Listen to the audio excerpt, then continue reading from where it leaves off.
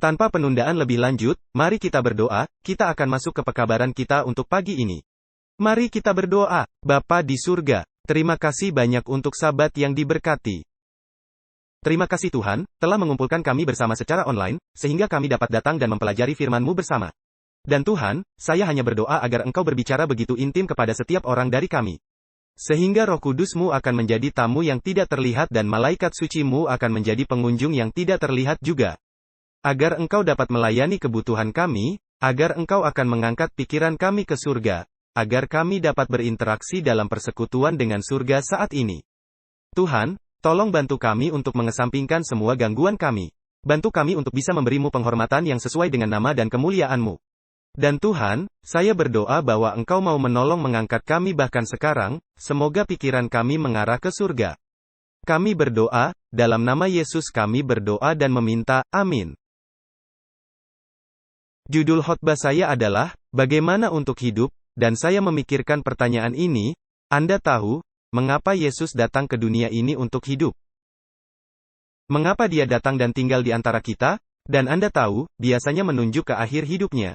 Ya tentu saja adalah untuk mati atas dosa-dosa kita, dan baik dan benar. Dan kita melihat ini dalam Yohanes 3 ayat 16, ketika Alkitab berkata, Karena begitu besar kasih Allah akan dunia ini, sehingga Ia telah mengaruniakan anaknya yang tunggal. Supaya setiap orang yang percaya kepadanya tidak binasa, melainkan beroleh hidup yang kekal. Adalah ayat seperti ini, dan ayat dalam Ibrani pasal 2 ayat 9, di mana Alkitab juga mengatakan. Tetapi Dia, yang untuk waktu yang singkat dibuat sedikit lebih rendah daripada malaikat-malaikat Dia menjadi manusia, yaitu Yesus, kita lihat, yang oleh karena penderitaan maut. Dimahkotai dengan kemuliaan dan hormat, supaya oleh kasih karunia Allah Ia mengalami maut bagi semua manusia. Jadi ayat-ayat seperti ini, bahwa ketika kita membacanya, jawabannya benar, ya. Yesus, Dia datang untuk hidup di antara kita sehingga Dia bisa mati bagi kita untuk membayar hukuman dosa atas nama kita. Agar Dia bisa mati dalam kematian itu, di mana dosa yang menyebabkannya. Tetapi ketika Yesus lahir dan menjadi manusia untuk hidup di antara manusia, tujuannya lebih dari sekedar untuk dilahirkan sehingga Dia bisa mati dan bangkit kembali. Sehingga Dia bisa memberi kita pengampunan dan agar kita semua bisa hidup di surga. Tujuannya lebih dari itu. Dia di sini tidak hanya untuk mati sebagai anak domba yang menghapus dosa dunia. Teman-teman, Dia juga datang untuk menunjukkan kepada kita bagaimana untuk hidup juga. Saya ingin Anda melihat ayat-ayat ini, 1 Korintus pasal 11 ayat 1. Alkitab berkata, Jadilah pengikutku, sama seperti aku juga menjadi pengikut Kristus. Juga dikatakan dalam Efesus pasal 5 ayat 1 dan 2. Sebab itu jadilah penurut-penurut Allah, seperti anak-anak yang kekasih dan hiduplah di dalam kasih. Sebagaimana Kristus Yesus juga telah mengasihi kamu dan telah menyerahkan dirinya untuk kita sebagai persembahan dan korban yang harum bagi Allah. Dia meminta kita untuk berjalan dalam kasih, seperti Kristus juga telah mengasihi kita. Matius 16 ayat 24. Lalu Yesus berkata kepada murid-muridnya, Setiap orang yang mau mengikut aku, ia harus menyangkal dirinya, memikul salibnya dan mengikut aku. Jadi Yesus tidak hanya datang untuk menjalani kehidupan agar Dia bisa mati bagi kita sebagai anak domba Allah yang tak bernoda. Karena tidak seorang pun dari kita yang bisa lakukan, tetapi Dia juga menjalani kehidupan sehingga kita memikul salib dan mengikuti langkah kakinya. Perhatikan juga ayat-ayat berikut ini. 1 Yohanes 2 ayat 6. Barang siapa mengatakan, bahwa ia ada di dalam Dia, ia wajib hidup sama seperti Kristus telah hidup. Tuhan ingin kita berjalan seperti Yesus berjalan. Dan 2 Korintus pasal 5 ayat 20. Jadi kami ini adalah utusan-utusan Kristus, seakan-akan Allah menasihati kamu dengan perantaraan kami. Dalam nama Kristus kami meminta kepadamu, berilah dirimu didamaikan dengan Allah. Ini sudah sangat jelas teman-teman. Tuhan, Dia ingin kita menjadi duta untuknya. Apa artinya? Apa itu duta besar? Seorang duta besar adalah perwakilan dari negara lain tempat Anda tinggal sekarang. Saya seorang duta besar, tetapi saya tidak akan menjadi duta besar Malaysia, tinggal di Malaysia. Saya akan menjadi duta besar Malaysia, mungkin tinggal di Filipina atau Taiwan atau di Amerika Serikat atau di Australia, dimanapun itu. Dan kita akan berpakaian dan berbicara dan bertindak seperti dari negara asal kita datang. Kristus, Dia ingin kita mewakilinya. Tapi sebelum Kristus meminta itu, Dia meninggalkan kita contoh bagaimana untuk hidup. Kita dipanggil untuk menjadi peniru Kristus, menjadi pengikut Kristus, menjadi duta Kristus, untuk berjalan sebagaimana Dia berjalan. Sekarang, saya ingin Anda melihat kutipan ini yang terdapat dalam Ministry of Healing, halaman 365, paragraf 3. Yesus datang ke dunia ini untuk menyelesaikan pekerjaan terbesar yang pernah dicapai di antara manusia. Dia datang sebagai duta besar Tuhan, untuk menunjukkan kepada kita bagaimana untuk hidup agar mendapatkan hasil terbaik dalam hidup. Anda tahu, ketika Anda membaca kalimat pertama di sana, kita pasti semua berpikir tentang salib, bukan? Dia datang ke dunia ini untuk menyelesaikan pekerjaan terbesar yang pernah dicapai yaitu mati di kayu salib, bukan? Tapi kemudian ketika Anda melihat kalimat kedua, ini bukan tentang mati di kayu salib. Ini tentang apa? Untuk menunjukkan kepada kita bagaimana untuk hidup, untuk mendapatkan hasil terbaik dalam hidup. Bagaimana seharusnya kita hidup? Bagaimana seharusnya kita hidup? Bagaimana untuk hidup? Adalah pertanyaan dari khotbah kita hari ini. Yesus, Dia datang sebagai duta besar Tuhan untuk menunjukkan kepada kita tentang itu. Untuk menunjukkan kepada kita dan untuk mengajar kita dan untuk menjadi teladan bagi kita bagaimana kita seharusnya hidup. Sehingga kita dapat memperoleh apa? Hasil terbaik dalam hidup dan mengetahui bahwa tidak hanya di surga, tetapi bahkan di bumi ini. Nah, bagaimana Yesus hidup di bumi ini teman-teman? Teladan apa yang harus kita ikuti? Anda tahu, biasanya ketika kita berbicara tentang pertanyaan-pertanyaan semacam ini, kita berbicara tentang apa? Kemenangan atas dosa. Yesus, Dia tidak pernah berdosa, jadi kita harus berhenti berbuat dosa. Anda tahu, biasanya kita mengacu pada hal-hal seperti itu, bukan? Dia tanpa noda, jadi kita juga harus tanpa noda. Dia melakukan pelayanan, Dia menyembuhkan, Dia mengajar, Dia berkhotbah. Kita seharusnya melakukan hal-hal itu juga, untuk menyembuhkan, mengajar dan berkhotbah. Tetapi teman-teman, saya ingin Anda mundur selangkah. Dan sebelum kita sampai pada titik itu, Anda tahu, Dia pergi ke gereja, kita juga pergi ke gereja. Dia memberi persembahan, kita juga memberi persembahan. Dia berkhotbah, kita juga harus berkhotbah. Langkah apa yang harus kita lakukan sebelum sampai ke situ? Apa adalah penting untuk mengambil langkah ini, mundur dan melihat teladan penting Yesus sebelum hal-hal eksternal ini, dalam arti ini. Hal-hal yang kadang-kadang kita katakan, Anda sedang bekerja menuju surga. Bagaimana Yesus hidup? Perhatikan kutipan berikut ini, juga diambil dari Ministry of Healing. Semua kutipan yang saya kutip hari ini diambil dari buku ini. Ministry of Healing, sebuah buku luar biasa yang sedang saya baca sekarang. Jika Anda belum pernah membacanya, Anda harus membacanya. Ini adalah halaman 51, paragraf 1. Kehidupan juru selamat di bumi adalah kehidupan persekutuan dengan alam dan dengan Allah. Dalam persekutuan ini Dia mengungkapkan kepada kita rahasia kehidupan yang penuh kuasa. Apakah Anda melihat itu teman-teman? Kehidupan Yesus adalah kehidupan persekutuan dengan alam dan dengan Tuhan. Dan dalam persekutuan ini, Dia mengungkapkan kepada kita rahasia kehidupan yang penuh kuasa. Teman-teman, apa itu rahasia? Itu adalah sesuatu yang tersembunyi. Sesuatu yang tidak diketahui orang lain. Sesuatu yang sangat istimewa yang hanya Anda di dunia ini yang tahu. Tetapi Yesus datang untuk mengungkapkan kepada kita rahasia hidup yang penuh dengan kuasa ini.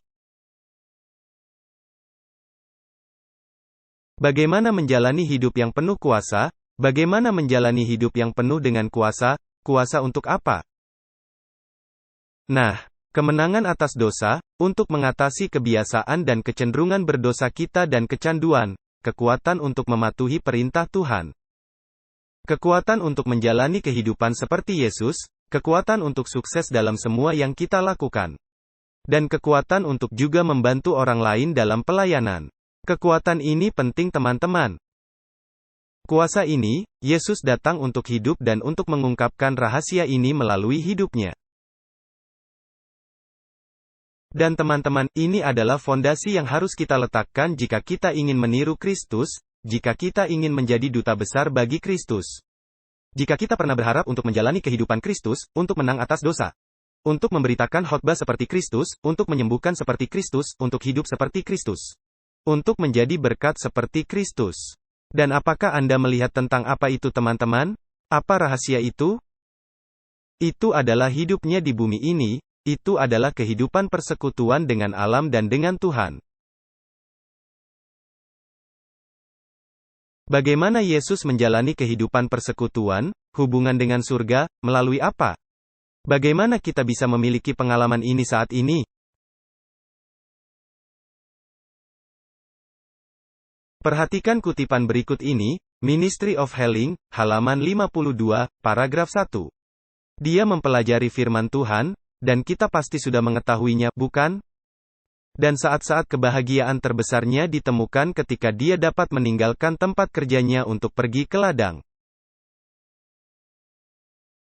Untuk bermeditasi di lembah yang tenang, untuk mengadakan persekutuan dengan Tuhan di lereng gunung atau di tengah pohon-pohon hutan. Pagi-pagi sekali sering menemukan dia di suatu tempat terpencil, bermeditasi, menyelidiki kitab suci, atau berdoa. Dengan suara nyanyian dia menyambut cahaya pagi. Dengan nyanyian syukur dia menyemangati jam kerjanya dan membawa sukacita surga bagi mereka yang lelah dan putus asa. Teman-teman, berikut adalah kata menarik yang disebutkan yang menunjukkan bahwa itu tidak rutin. Ya, dia mengadakan persekutuan ketika, kapanpun dia bisa, ketika dia berbalik dari ladang kerja dan pergi ke alam dan mengadakan persekutuan dengan Tuhan. Tapi kemudian Anda perhatikan di tengah paragraf, tertulis, apa? Pagi-pagi sekali, seringkali dia menemukan dirinya di suatu tempat terpencil. Perhatikan, Alkitab di sana tidak mengatakan setiap pagi, maaf bukan Alkitab, kutipan ini dari pena inspirasi. Tidak dikatakan setiap pagi, dikatakan sering menemukannya di suatu tempat terpencil, di luar sana, di sisi gunung, di ladang, di lembah, di puncak gunung. Mengapa dikatakan sering daripada setiap pagi? Apa bedanya? Apa bedanya sering dan setiap pagi? Sering tidak setiap hari.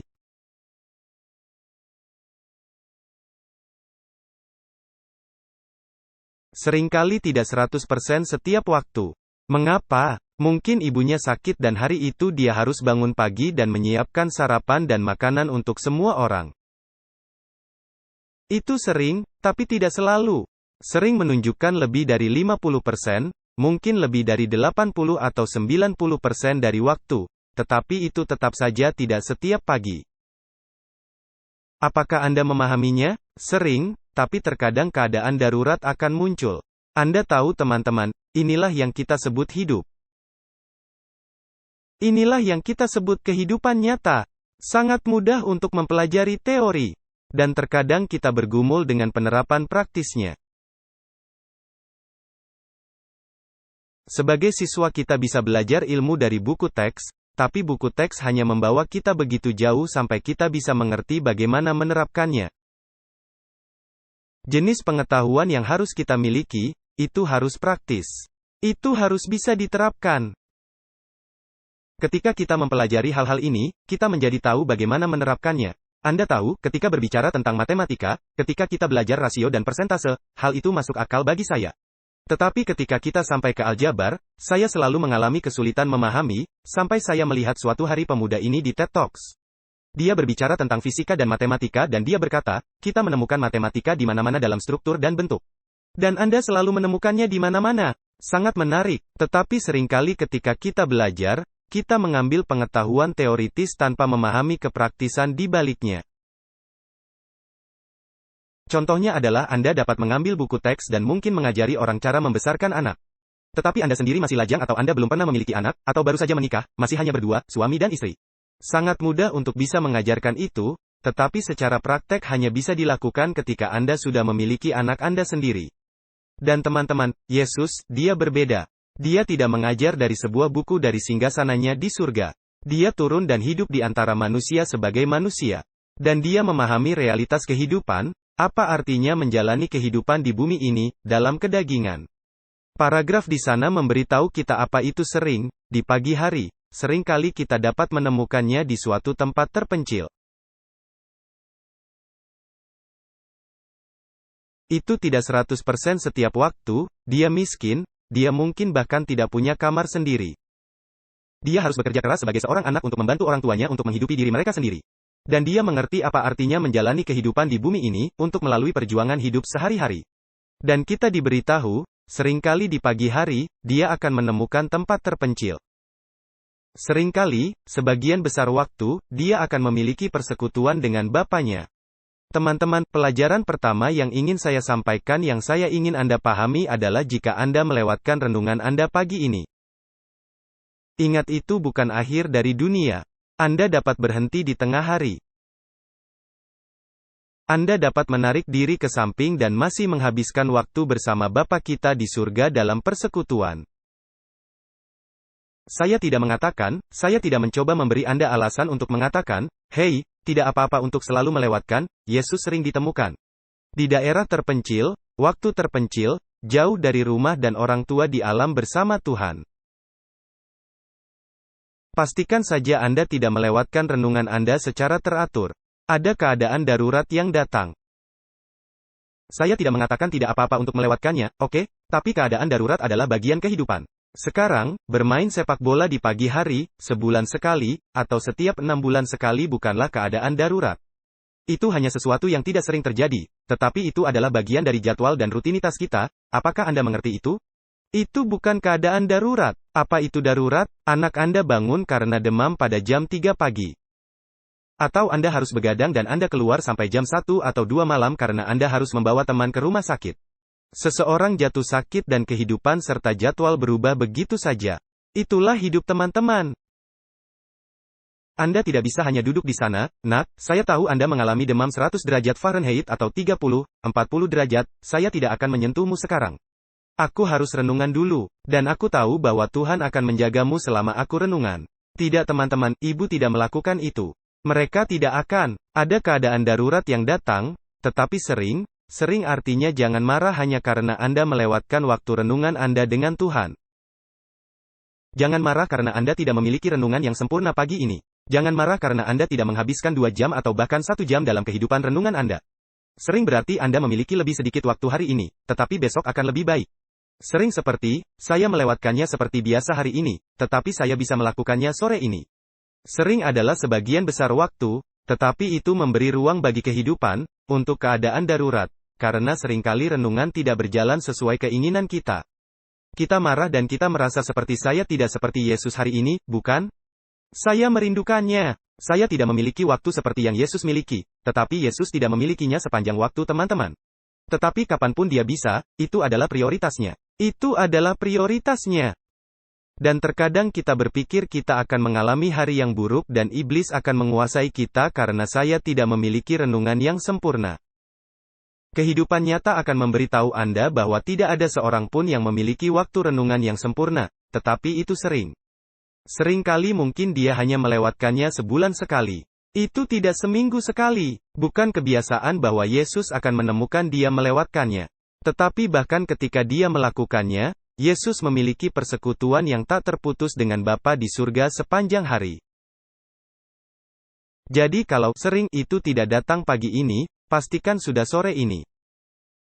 Pastikan Anda memilikinya setelah khotbah ini, pastikan Anda menarik diri ke samping dan mengejar ketertinggalan. Tapi itu adalah persekutuan. Tujuan persekutuannya untuk pergi adalah untuk menghabiskan waktu dalam 2 hal, merenungkan firman-Nya. Tuhan berbicara kepadanya dan kemudian dia dalam doa, dialah yang berbicara kembali kepada Tuhan. Itu adalah pengalaman 2 arah. Dan teman-teman, inilah yang juga harus terjadi dalam kehidupan kita hari ini. Adalah doa saya agar kita mempelajari pengalaman persekutuan ini sehingga kita akan memahami apa artinya menjalani kehidupan yang penuh dengan kuasa. Lihatlah ini, Yesaya pasal 30 ayat 15. Sebab beginilah firman Tuhan Allah, yang Maha Kudus, Allah Israel, dengan bertobat dan tinggal diam kamu akan diselamatkan. Dalam tinggal tenang dan percaya terletak kekuatanmu. Tetapi kamu enggan.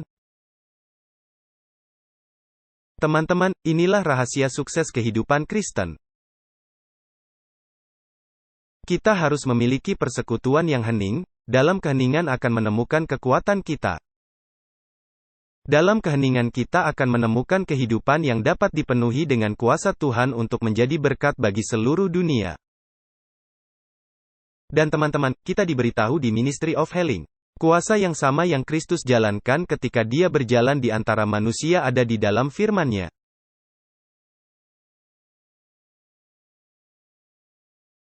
Kuasa yang sama adalah di mana? Dalam firman-Nya. Melalui firman-Nya Yesus menyembuhkan penyakit dan mengusir setan.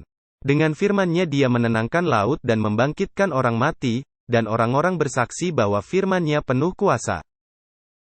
Dia mengucapkan firman Allah, sebagaimana dia telah berbicara kepada semua nabi dan pengajar perjanjian lama. Seluruh Alkitab adalah manifestasi dari Kristus.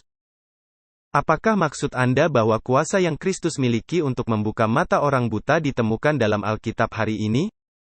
Kuasa yang dimiliki Kristus untuk membangkitkan orang mati ditemukan dalam kitab suci? Tentu saja.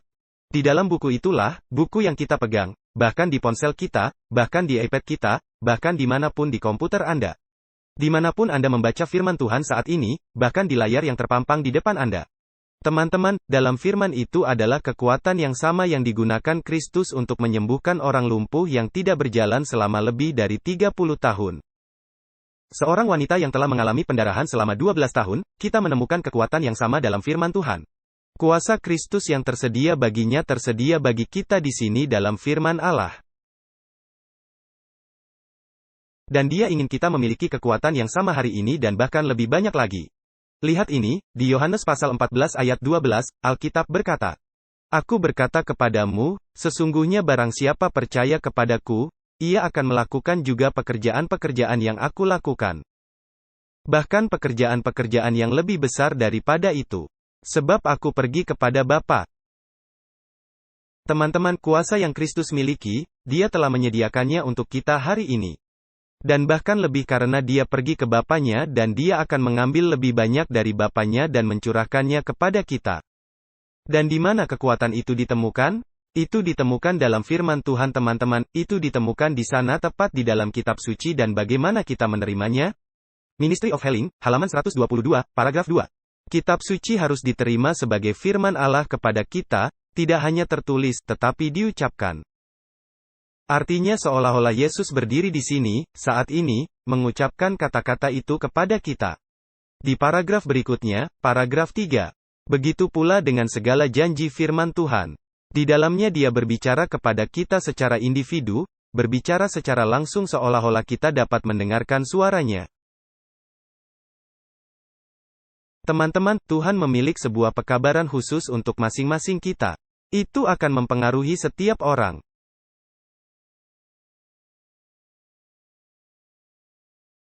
Meskipun kita mungkin membaca dari perikop yang sama, membaca Alkitab yang sama, membaca versi yang sama, tidak seorang pun dapat menjadi pikiran bagi orang lain.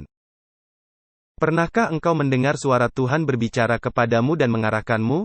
Apakah itu mempengaruhimu dan berkesan? Anda tahu, kita semua dapat membaca bagian yang sama dan mendapatkan sesuatu darinya yang benar-benar berbeda. Saya tidak mengatakan bahwa Tuhan menyuruh satu orang untuk pergi beribadah pada hari Sabat pada hari Sabtu. Dan orang yang sama membaca pesan yang sama. Dan dia menyuruh orang ini untuk pergi beribadah pada hari Minggu. Tidak teman-teman, kita harus bersatu dalam kebenaran.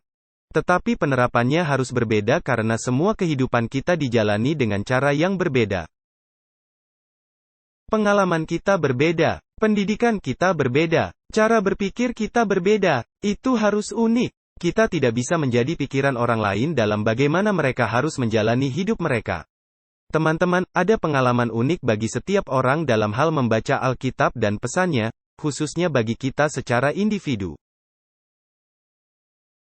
Lihat ini, Ministry of Healing, halaman 100, paragraf 3. Setiap individu memiliki kehidupan yang berbeda dari yang lain, dan pengalaman yang pada dasarnya berbeda dari mereka.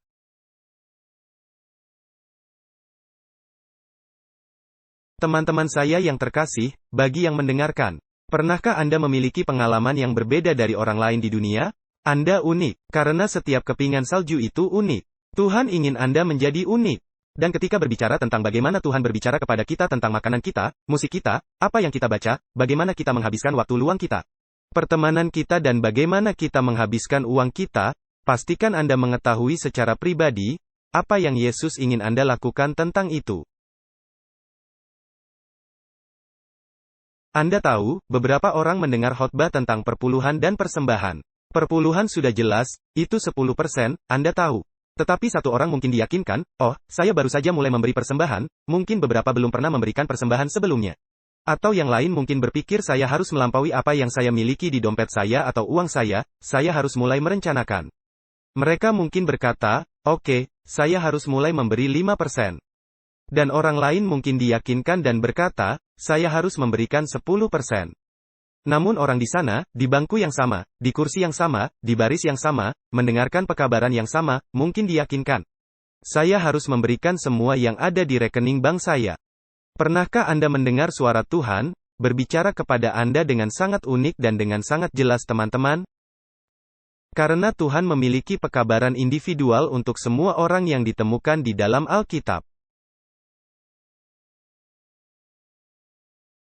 Ini seperti mencari pasangan. Tidak ada dua orang yang sama dan pastikan Anda menemukan siapa yang Tuhan ingin Anda nikahi. Ada prinsip dan pedoman. Jangan menjadi pasangan yang tidak seimbang dengan orang-orang yang tidak percaya, benar? Pastikan Anda menemukan seseorang yang beriman. Tetapi ketika sampai pada pilihan seorang istri, Anda tahu, kadang-kadang kita dibingungkan oleh siapa yang kita kenal dan apa yang kita lihat. Tetapi Tuhan harus berbicara kepada Anda secara pribadi dan dengan sangat jelas. Anda tahu, bagi mereka yang berada dalam pelayanan, beberapa orang berpikir saya perlu memiliki seorang istri yang dapat berkhotbah juga. Dan menulis buku, seperti istri Mark Finley. Anda tahu, dan kita mengadu diri dengan orang-orang dan kita memasukkan Tuhan ke dalam sebuah kotak. Yang lain berkata, oh tidak. Istri saya haruslah seorang pianis sehingga saya dapat menyanyikan lagu panggilan di akhir setiap pekabaran. Bahkan lebih jauh lagi, istri saya harus menjadi penyanyi dan kita datang dengan segala macam ide berdasarkan orang-orang yang kita telah temui atau ide atau hal-hal yang telah kita baca dari buku-buku lain. Tetapi apakah Anda memiliki pengalaman yang sangat individual? Sehingga Tuhan berkata, aku tidak ingin istrimu seperti pendeta atau pengkhotbah manapun di luar sana.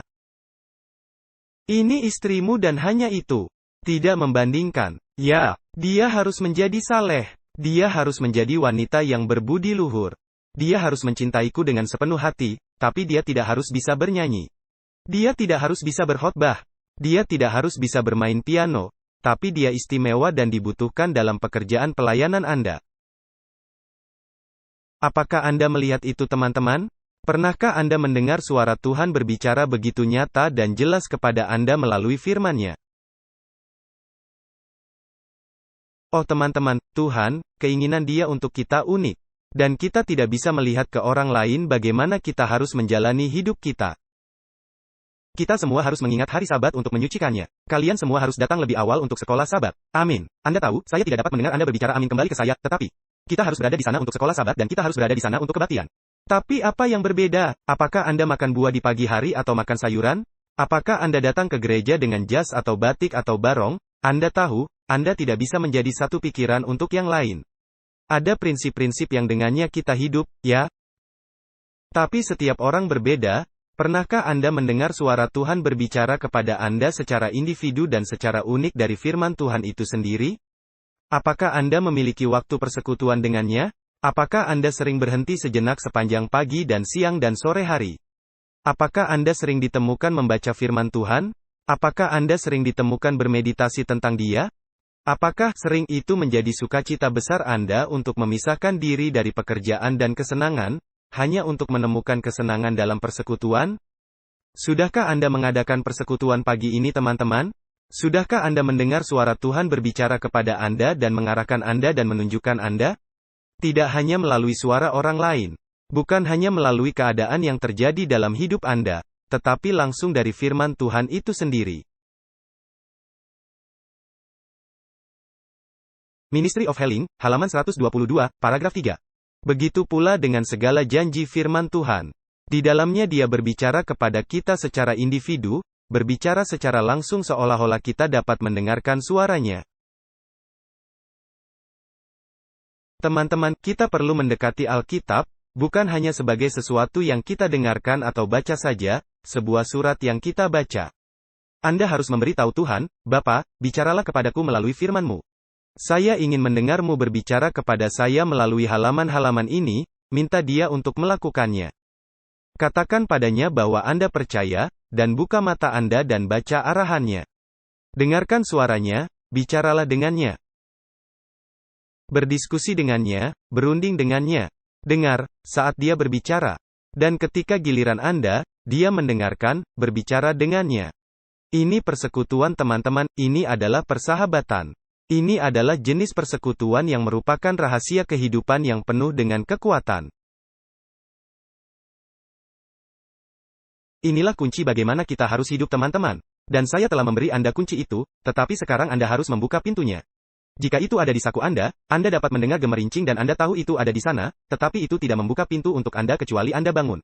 Dan Anda mengambil kunci itu dari saku Anda dan Anda membuka pintu itu, Anda membuka buku itu.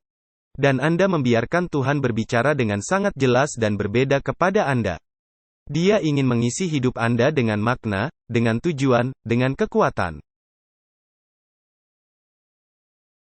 Dia ingin menempatkan setiap anak Tuhan di atas bukit, sebagai kota yang menerangi semua yang ada di sekitarnya. Dia ingin memuliakan Anda masing-masing, sehingga Anda dapat mengembalikan kemuliaan kepadanya. Tetapi agar Anda memiliki kehidupan yang penuh dengan kekuatan. Teman-teman, apakah Anda akan mengambil kunci itu?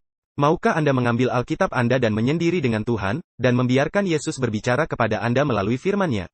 Saya ingin mengakhiri dengan kutipan ini yang kita baca di awal. Kehidupan juru selamat di bumi adalah kehidupan persekutuan dengan alam dan dengan Allah. Dalam persekutuan ini Dia mengungkapkan kepada kita rahasia kehidupan yang penuh kuasa. Apakah itu melalui penyembuhan? Apakah itu melalui khotbah? Apakah itu melalui memberi makan orang? Apakah itu melalui berjalan di atas air? Semua itu adalah luapan waktu persekutuan yang Dia miliki dengan Bapanya.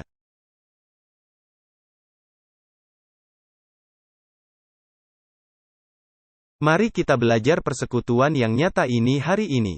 Mari kita belajar apa artinya untuk benar-benar duduk di kaki Yesus.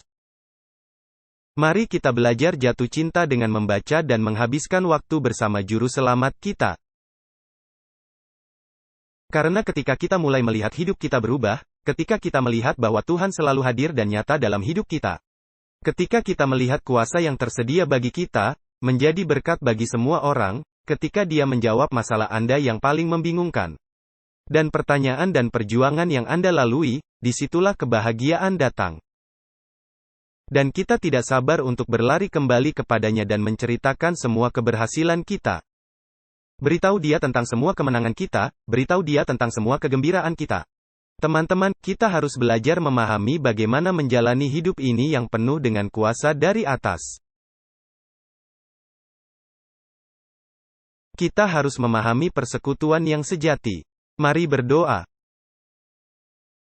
Bapa di surga, Tuhan, yang Engkau inginkan hanyalah menjadi teman kami, kekasih kami.